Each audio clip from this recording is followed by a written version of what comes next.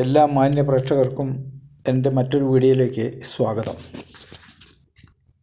ഇന്ന് ഞാൻ എൻ്റെ ഫാമിൽ, എൻ്റെ പറമ്പിലുണ്ടായ ഒരു കർപ്പൂര കദളി വാഴയുടെ കുല വെട്ടുന്നതാണ് നിങ്ങളെ കാണിക്കുന്നത്. അത് ഞാൻ ഒറ്റയ്ക്കാണ് ചെയ്യുന്നത്, വേറെ ആരും സഹായത്തിനൊന്നുമില്ല.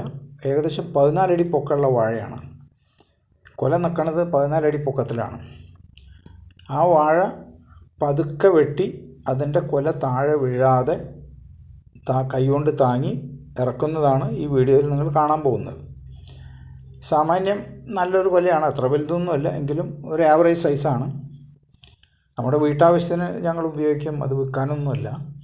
അപ്പോൾ നമുക്ക് കഴിക്കാൻ നല്ല വിഷമടിക്കാത്ത, പെസ്റ്റിസൈഡ് അടിക്കാത്ത നല്ല ബെസ്റ്റ് പഴം കഴിക്കാം. അത് കിട്ടുകയാണ്. ഞാൻ തന്നെ നട്ടുണ്ടാക്കിയതാണ്. ഇനി അതിൻ്റെ തൊട്ടപ്പുറത്ത് മറ്റൊരു കുല പാകമായി വരുന്നുണ്ട്. 1 മാസം 2 മാസം കഴിയുമ്പോൾ അതും വെട്ടാം.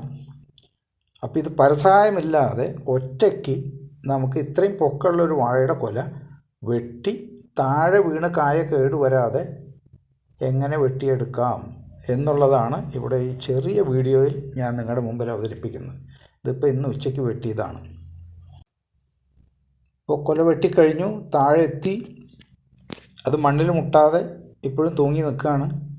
ഒരു കായ പോലും മണ്ണിൽ തൊട്ടിട്ടില്ല, കേടുവരില്ല അത്. ഇനി അതിൻ്റെ സൈഡൊക്കെ ഒന്ന് വെട്ടി, വാഴയുടെ ഉണങ്ങിയ 1-2 പോളത്തണ്ടുകളൊക്കെ ഉണ്ട്, അതൊക്കെ ഞാൻ വെട്ടിക്കളയാണ്. അതൊക്കെ വെട്ടിക്കളഞ്ഞ് അതിൻ്റെ അടുത്ത് നിൽക്കുന്ന 1-2 ചെറിയ ഇലകളും ഒക്കെ വെട്ടിക്കഴിഞ്ഞാൽ നമുക്ക് ആ ഡിസ്റ്റർബൻസ് എല്ലാം മാറിക്കിട്ടും, ഫ്രീ ആയി കിട്ടും സ്ഥലം. എന്നിട്ട് വേണം കുല വെട്ടാൻ. ഇപ്പോൾ കുല വെട്ടുകയാണ്.